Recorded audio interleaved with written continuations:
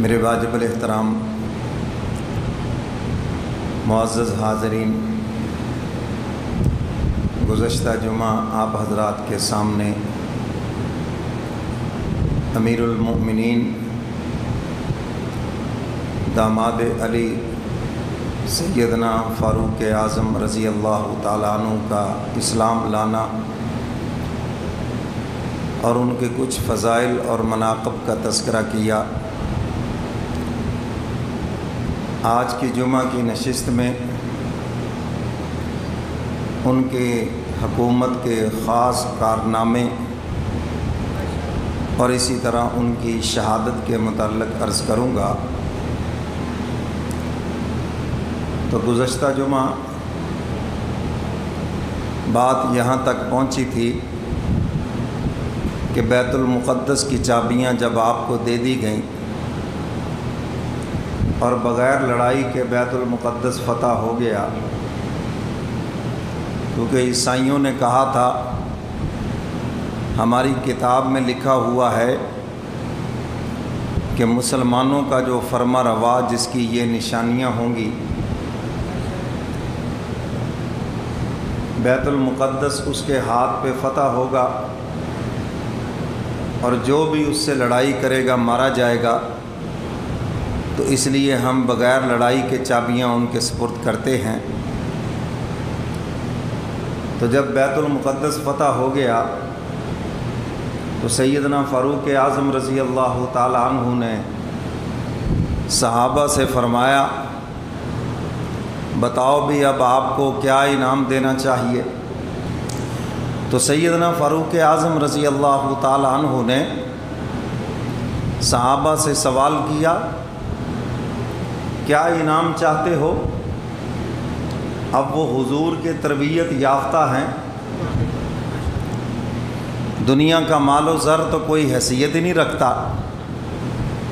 انہوں نے کہا، امیر المومنین، ہم یہ چاہتے ہیں کہ آج بلال حبشی ہمیں بیت المقدس میں اذان سنائیں۔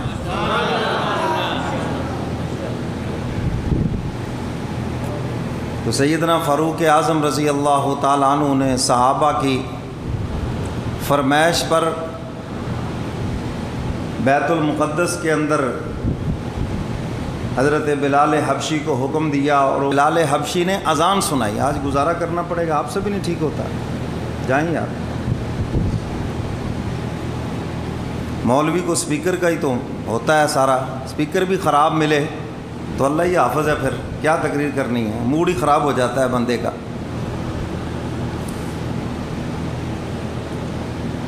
تو میرے محترم سامعین، سیدنا فاروق اعظم رضی اللہ تعالیٰ عنہ نے جب حکومت کی باغ ڈور سنبھالی تو پہلا اعلان کیا فرمایا، آج کے بعد اگر ایک کتا بھی بھوکا اور پیاسا مر جائے، عمر اس کا بھی جواب دہ ہے۔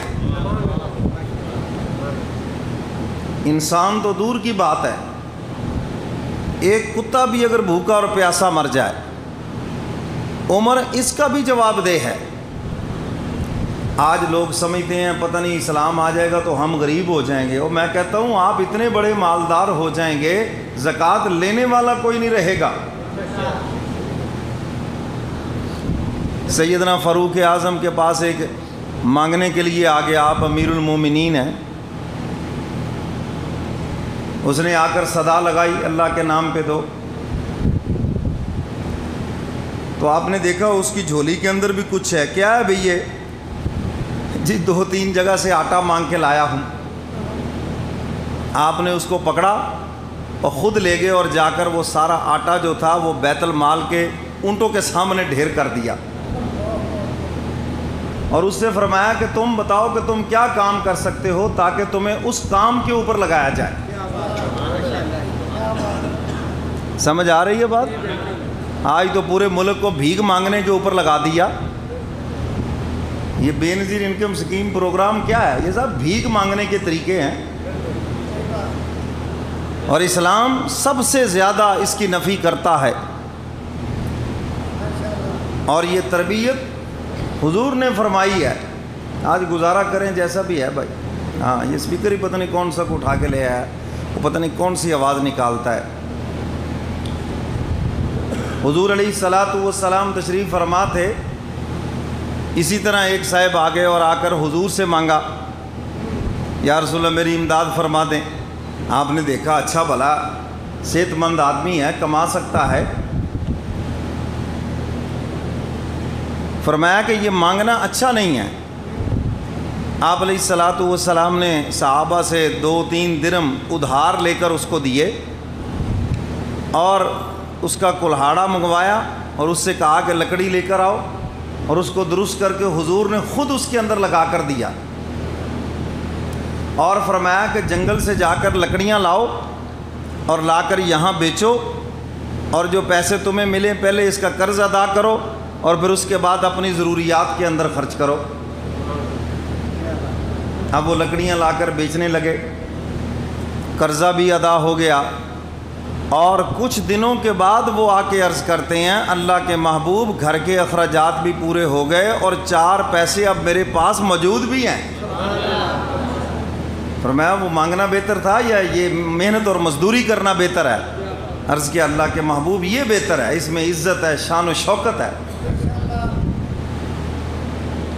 تو اسلام تو مانگنے کی سختی سے نفی کرتا ہے، ہمارے ہاں تو مزاج بن گیا ہے قوم کا بھی، اور کچھ ہم بھی اس مزاج کے ہو گئے ہیں، ضرورت مند صحیح آ جائے اس پہ ہمیں اعتبار ہی نہیں آتا۔ ڈرامہ کر رہا ہے جی، یہ ڈرامہ کر رہا ہے، اور ڈرامے دیکھ کے رو رہے ہیں بیٹھے، سین ایسا ہو گیا جی، کیوں جی؟ میرے پاس فون آتے ہیں جی، سٹریس ہو گیا جی بچے کو، بچی کو، جی کیا وجہ کیا بنی جی؟ فلمیں دیکھ کے سین ایسا تھا، بس اس دن سے یہ غمزدہ ہے، ڈرامے دیکھ کے رو رہے ہیں، اور کوئی صحیح بندہ آ جائے تو کہتا ہے یہ ڈرامہ کر رہا ہے۔ وحشت میں ہر نقشہ الٹا نظر آتا ہے، پھر لیلا نظر آتی ہے، مجنوں نظر آتا ہے، عقل ہی الٹی ہو گئی، جھوٹوں کو سچا سمجھ رہے ہیں اور سچوں کو جھوٹا سمجھ رہے ہیں۔ تو میرے محترم سامعین، ہمارے یہاں یہ جو مسجدوں میں مانگنا کر رہے ہیں، اس کی تو سختی سے ممانت ہے، مگر یہ چل رہا ہے سلسلہ، اور رو دھو کر آپ کو 2 نمبر بندہ ہی دکھلا سکتا ہے، جو صحیح مستحق آدمی ہے اس کی تو بیچارے کی آواز ہی نہیں نکلتی، اس سے تو اپنا بیان ہی نہیں کی جاتی، اپنا کیا اس کی کیفیت ہے۔ تو میرے محترم سامعین، سیدنا فاروق اعظم رضی اللہ تعالی عنہ ان چیزوں کے اوپر بڑے سخت ہے۔ پتہ چلا جی 2 درویش آ گئے جی، صوفی آ گئے، یہ صوفی ازم نہیں تھا اس دور میں، سب مجاہد ہوا کرتے تھے، یہ ڈرامے فتنے سب بعد میں شروع ہوئے ہیں۔ بڑے معطر صوفی صاحب معطر کمرے میں بیٹھے ہیں، حجرہ سجا ہوا ہے اور نذرانوں کی بارشیں ہو رہی ہیں، یہ سارے بعد کی باتیں ہیں۔ اس وقت جو صوفی ہوتے تھے ساری رات مسلح کے اوپر اور سارا دن گھوڑے کی پشت کے اوپر بیٹھ کے جہاد کیا کرتے تھے۔ پتہ چلا جی 2 جناب بڑے بزرگ آ گئے ہیں اور اللہ ہو کی بڑی ضربیں لگا رہے ہیں، ہو بڑا ڈرامہ کر رکھا ہے یہاں پر۔ آپ کو پتہ چلا تو درہ ہر وقت پاس ہوتا تھا، تشریف لے آئے۔ ویسے اگر حضرت عمر یہاں ہوں، میرا خیال ہے اچھے خاصے صوفیوں کو پھانٹی لگتی، سیدھے ہو جاتے سب، نام نہاد جو دین کے ٹھیکیدار بنے پھرتے ہیں نا، سب ٹھیک ہو جاتے۔ تو آپ نے آ کر پوچھا ہاں بھائی کون لوگ ہو؟ جی ہم اصحاب متوکلین میں سے ہیں۔ وہ کیا چیز ہوتی ہے جی؟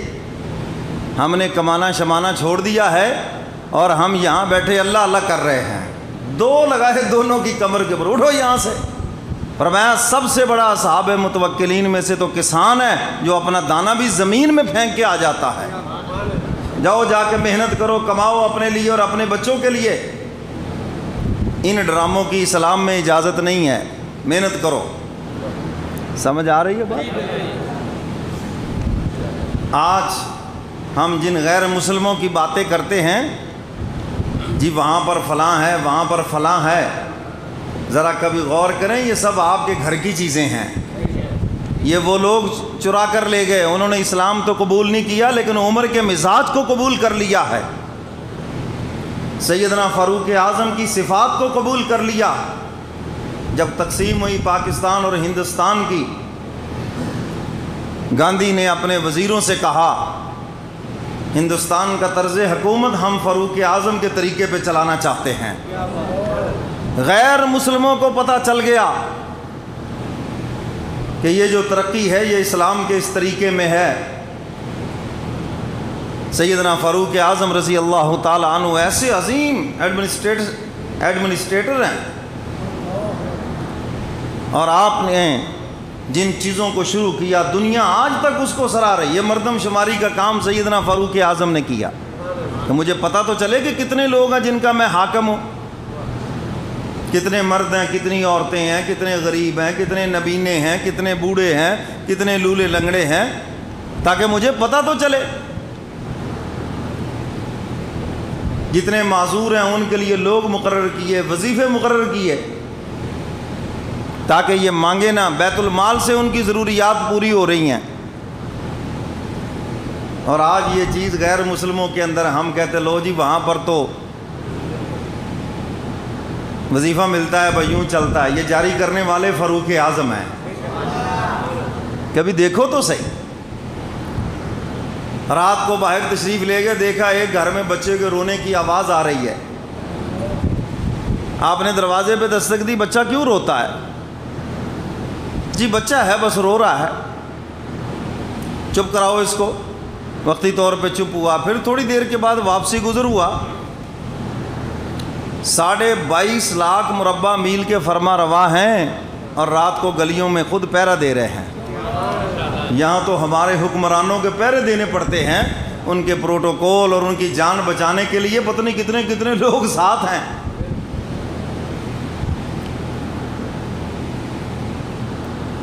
فرمایا کہ یہ بچہ پھر کیوں رو رہا ہے؟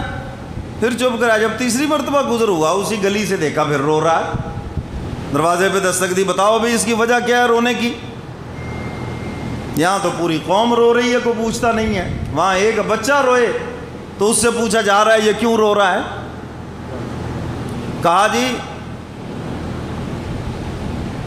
آپ نے حکم دیا ہے بچوں کا وظیفہ اس وقت شروع ہوگا جب وہ دودھ پینا چھوڑ دیں، روٹی کھانا شروع کر دیں۔ ماں نے دودھ چھڑا رکھا ہے اور وہ چاہتی ہے کہ اس کا وظیفہ مقرر ہو جائے، دربار میں لے جاؤں، اس کے ہاتھ میں روٹی کا ٹکڑا ہو، یہ کھانے لگ جائے اور وظیفہ شروع ہو جائے، اور کوئی ذرائع آمدن نہیں ہے، چلو ہمارے گھر کے اخراجات چل جائیں۔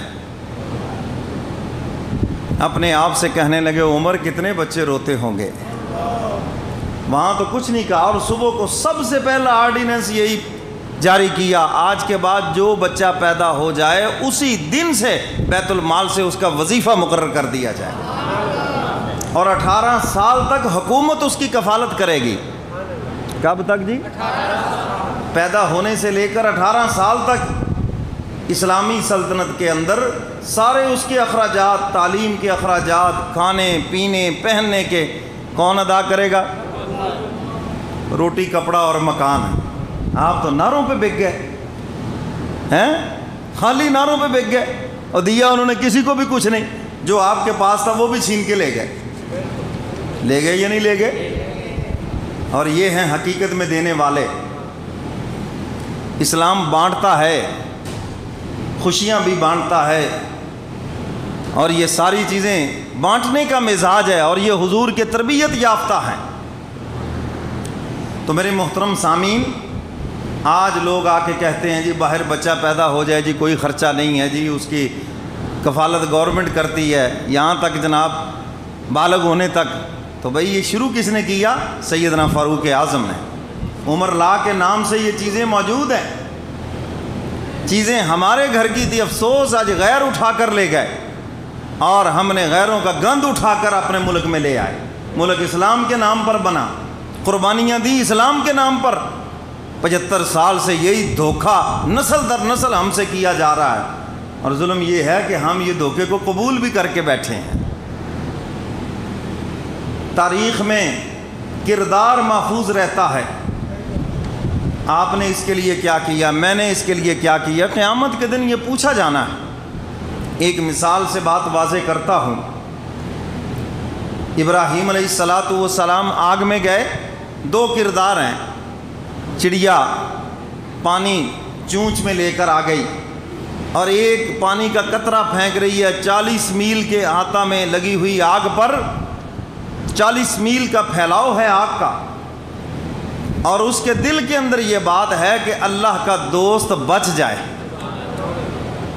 بس اور کچھ نہیں، اپنے حصے کا کام کر رہی ہے، ایک پانی کا قطرہ پھینک رہی ہے۔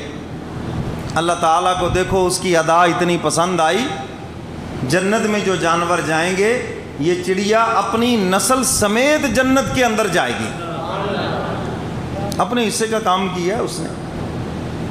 اور کرلا مخالفت میں پھونکے مارتا تھا، آگ اور تیز ہو جائے، اللہ کا خلیل جل جائے، خدا کا دوست شہید ہو جائے، اپنی فطرت کے مطابق کام کر رہا ہے، پھونکے مار رہا ہے۔ جہنم میں جو جانور جائیں گے ان میں یہ کرلا بھی ہے جو اپنی نسل سمیت جائے گا، اسی لیے تو چھپکلی مارنے کے اوپر بھی ثواب ہے۔ اما عائشہ صدیقہ رضی اللہ تعالی عنہا نے نیزہ رکھا ہوا تھا چھپکلیاں مارنے کے لیے، ان کو مارنے کا اسی لیے حکم ہے، یہ اس کی نسل سے ہے، چاہے یہ جنگل کا کرلا ہو چاہے یہ گھروں میں جو کرلیاں ہیں، ان کے مارنے پر اسی لیے ثواب ہے۔ یہ خلیل کے دشمن تھے، خدا کے دوست کے دشمن تھے، اور یہی اللہ کی محبت کا تقاضا ہے، جو اللہ اس کے رسول کا دشمن ہے وہ ہمارا بھی دشمن ہونا چاہیے، اس سے ہماری دوستی نہیں ہونی چاہیے۔ کیوں جی، بات سمجھ آ گئی؟ اور جو اللہ اس کے رسول کا دوست ہے ہمیں اس کو دوست رکھنا چاہیے۔ تو اب اس کا کردار بھی تاریخ کے اندر، اس نے بھی دشمنی میں اپنے حصے کا کام کیا، چڑیا نے محبت میں اپنے حصے کا کام کیا، اور دونوں کا کردار تاریخ میں محفوظ ہو گیا۔ پاکستان کو اسلامی سلطنت بنانے میں آپ کا کیا کردار ہے، میرا کیا کردار ہے؟ بس میں نے یہ مثال دے کے بات سمجھانی ہے۔ کیا کردار ادا کیا، کیا کوشش کی ہے ہم نے اس کے لیے؟ کچھ بھی نہیں، بس اتنا ہی ہے جی مولوی صاحب دعا کرو جی اسلامی قانون آ جائے جی۔ میری دعا سے اگر اسلامی قانون آتا تو ساری دنیا میں آ جاتا، آپ صرف پاکستان کی بات کرتے ہیں۔ ہم یہ سمجھاتے ہیں بھائی پہلے اسلام پسندوں کو کامیاب تو کرو، یہ تو ایسے ہی ہے کہ کیکر کا درخت ہو اور آپ کہیں مولوی صاحب دعا کرو جی اس کو سیب لگ جائیں، بھئی ہم کہیں گے اس کو سیب کیسے لگیں گے؟ پہلے آپ سیبوں کے درخت لگائیں، سیبوں کا باغ لگائیں، پھر ہم سے دعا کریں تو انشاءاللہ العزیز سیب لگیں گے۔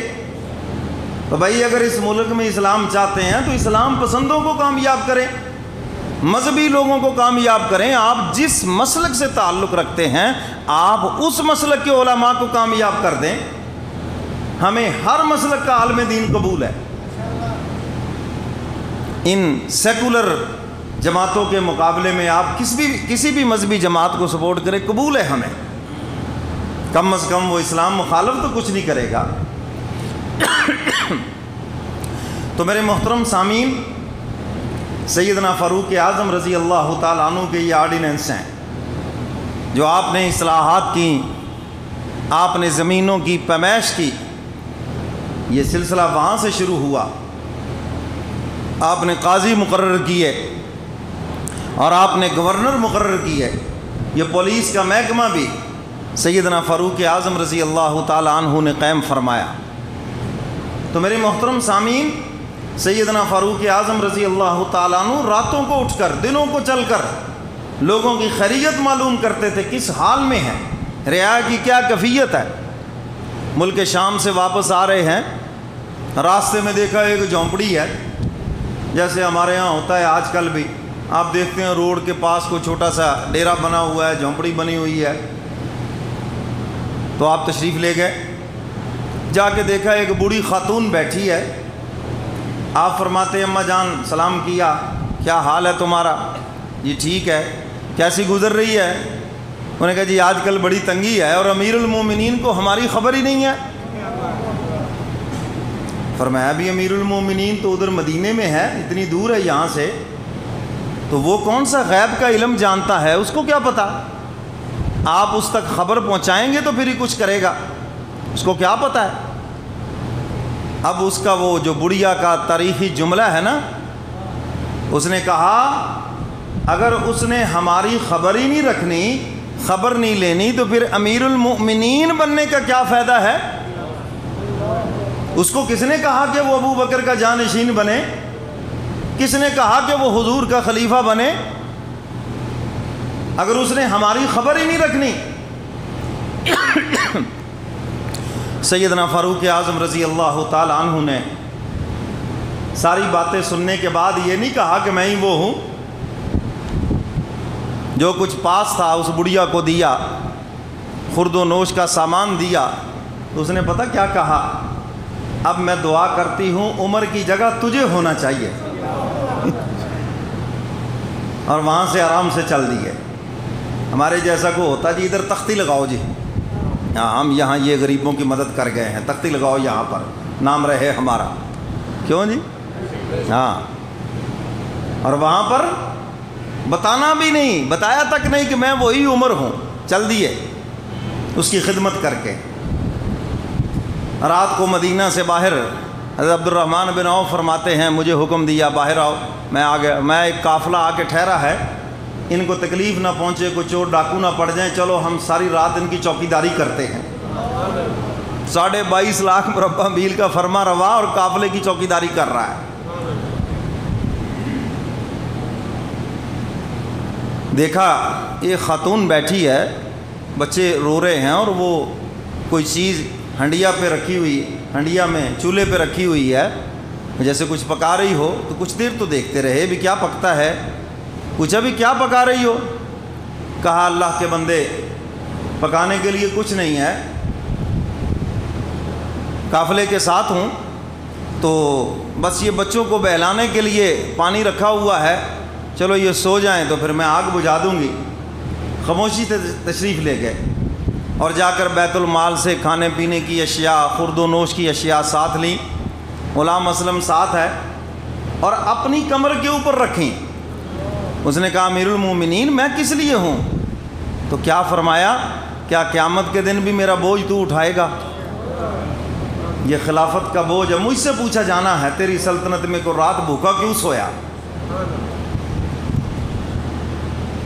اور وہاں پہنچتے ہیں اور خود جا کر ہنڈیا میں کھانے پینے کی اشیاء ڈالیں، خود پکایا۔ غلام فرماتے ہیں کہ میں نے دیکھا آپ پھونکے لگا رہے تھے، وہ آگ جل رہی تھی تو دھواں آپ کی داڑھی مبارک سے باہر نکل رہا تھا، اور فرمایا کہ جب کھانے پینے کی کوئی چیز تیار کی، بچوں نے کھائی، اچھلنے کودنے لگے خوشی سے، تو سیدنا فاروق اعظم واپس چل دیے ہیں جی۔ تو اس خاتون نے بھی یہی کہا تیرے جیسا امیر المومنین ہونا چاہیے کوئی انسان جو ایسا غریبوں کا خیر خواہ ہے۔ تو سیدنا فاروق اعظم رضی اللہ تعالیٰ عنہ بڑے عظیم انسان ہیں۔ یمن جب فتح ہوا، مال غنیمت آیا، مدائن جب فتح ہوا، مدائن جب فتح ہوا بہت مال غنیمت آیا، اتنا ساز و سامان آیا، ڈھیر لگ گیا، سونے کا، چاندی کا، درم دینار کا، ساز و سامان کا، سواریوں کا ڈھیر لگا ہوا ہے۔ اور سپہ سالار نے سارا سامان بھیجنے کے بعد ایک جو رکا ساتھ دیا، اس کے اندر لکھا امیر المومنین اس ساز و سامان کے علاوہ جو حیران کن بات ہے کہ یہ جتنا بھی سامان آپ کی خدمت میں بھیجا ہے، جتنا بھی مال غنیمت ہم نے بھیجا ہے، ہماری پولیس فوج کسی ایک نے آنکھ بھر کر اس کی طرف دیکھا بھی نہیں ہے۔ یہ نہیں کہا کہ ہم نے فتح کیا، یہ ہم میں تقسیم کریں، ہمیں ملنا چاہیے تھا، کسی نے کچھ نہیں کہا۔ لا کے ڈھیر کر رہے ہیں کہ سونا ہاتھ لگا وہ رکھا، چاندی ملی وہ رکھا، درم دینار آئے وہ رکھا، کوئی اور چیز ہاتھ آئی وہ لا کر جہاں ڈھیر کر دیا۔ اتنے امانت دار آپ کے فوجی اور آپ کے سپاہی۔ سیدنا علی مرتضیٰ رضی اللہ تعالیٰ عنہ پاس کھڑے تھے۔ سنو پھر حضرت علی کا جملہ، فرمایا کہ جب حاکم امانت دار ہوتا ہے تو اس کی رعایا بھی امانت دار بنتی ہے، اور جب تخت کے اوپر چور بیٹھے ہوں، جب تخت کے اوپر زانی اور شرابی بیٹھے ہوں، جب تخت کے اوپر لٹیرے اور ڈاکو بیٹھے ہوں، تو پھر نیچے والا افسر کیسے ایماندار ہوگا؟ وہ اس سے بھی بڑا کرسی کے اوپر ڈاکو بن کر بیٹھے گا۔ اس لیے آج ہر شاخ پہ الو بیٹھا ہے، انجام گلستان کیا ہوگا؟ جس محکمے میں چلے جائیں، جس افسر کے پاس چلے جائیں، رشوت کا اتنا بڑا وہ منہ کھول کے بیٹھا ہے، ہاتھ میں تسبیح پکڑی ہوئی ہے، لیکن حرام زدگی سے وہ باز نہیں آتا، کیونکہ تخت کے اوپر چور بیٹھے ہیں۔ میں کوئی کسی ایک حکومت کو نہیں کہتا، یہ تو جب سے پاکستان بنا ہے یہی کچھ ہمارے نصیبے میں آیا۔ کاش کوئی امانت دار حکمران ہوتا، پھر ہماری یہ حالت زار نہ ہوتی۔ اور دکھ افسوس قوم پر بھی ہے کہ جب بھی منتخب کیا چوروں، ڈاکوؤں، لٹیروں اور 2 نمبر لوگوں کو منتخب کیا، سیکولر ذہن رکھنے والوں کو منتخب کیا، کبھی بھی ہم نے بھی امانت دار بندے کو منتخب ہی نہیں کیا، کبھی محب وطن کو ووٹ ہی نہیں دیے۔ یہ پاکستان کا ایٹم بم کس نے بنایا؟ بولو بولو، ڈاکٹر عبد القدیر خان۔ محب وطن تھا یا نہیں؟ دفاع اس نے ناگزیر کر دیا یا نہیں؟ ورنہ تو پتہ نہیں، بند کرو پیچھے سے، انڈیا کا ہمارا کیا حال کرتا، کیوں جی؟ اور اس نے جس طرح ایٹم بم بنایا اور اس کی جتنی سزا اس غریب نے پائی ہے، اچھا پورے ملک میں اس کے بندے کھڑے ہوئے تھے قومی اور صوبائی اسمبلی میں، کوئی ایک جیتا؟ ہمارے شہر میں بھی کھڑے تھے، ہیں جی؟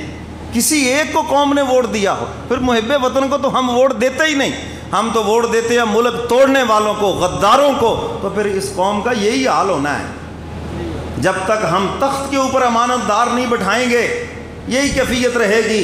اور یہی جنگ تھی حضرت حسین کی یزید سے، فرمایا تخت کے اوپر یزید نہیں ہونا چاہیے، حسین اور حسین کا نظریہ ہونا چاہیے۔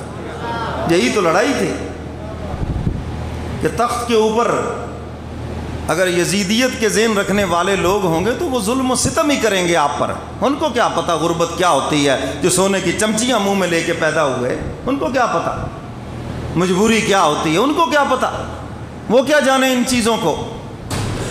آپ ان سے کہیں گے روٹی نہیں ہے تو وہ کہیں گے نان کھا لو بھائی، آپ ان سے کہیں گے جناب بجلی کے بل نہیں دیے جاتے، وہ کہیں گے جی سولر پلیٹیں لگوا لیں جی۔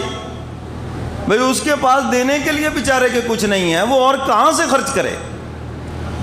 تو میرے محترم سامعین، میں یہ عرض کر رہا تھا کہ حضرت علی رضی اللہ تعالیٰ عنہ کا وہ حسین جملہ آپ بھی ذہن نشین کر لیں، دل میں بٹھا لیں۔ فرمایا جب تخت کے اوپر امانت دار بیٹھا ہے، پھر اس کی فوج کیوں نہ امانت دار ہو، پھر اس کی پولیس کیوں نہ امانت دار ہو، پھر اس کا ماتحت چاہے گورنر ہے چاہے کوئی بھی افسر ہے کیوں نہ امانت دار ہو، کیونکہ تخت کے اوپر جو امانت دار بیٹھا ہے۔ تو سیدنا فاروق اعظم رضی اللہ تعالیٰ عنہ، عظیم ان کے کارنامے ہیں، عجیب ان کی شان ہے۔ اور حضور علیہ الصلاۃ والسلام نے ایسے نہیں فرمایا لو کان بعدی نبی لکان عمر، اگر میرے بعد کو نبی آنا ہوتا تو عمر نبی بن کر آتا، چونکہ نبوت کا دروازہ بند ہے، اب کوئی نبی آ نہیں سکتا۔ اور میں اگر کوئی نبی آنا ہوتا تو عمر نبی بن کر آتا۔ اور کہنے والے نے سیدنا فاروق اعظم رضی اللہ تعالیٰ عنہ کی شان میں